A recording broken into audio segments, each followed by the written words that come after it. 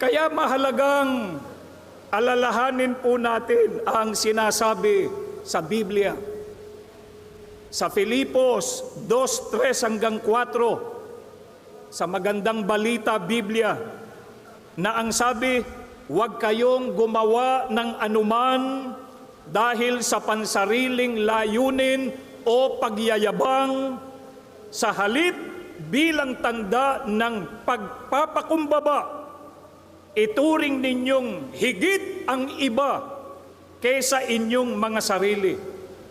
Pagmalasakitan ninyo ang kapakanan ng iba at hindi lamang ang inyong sarili. Ang mga talatang ito ay isang paalaala sa lahat, sa ating lahat, lalo na po sa mga nasa posisyon ng kapangyarihan. Ang kanilang tungkulin ay maglingkod para sa kapakanan ng mga mamamayan, hindi po para sa sariling o pansariling interes.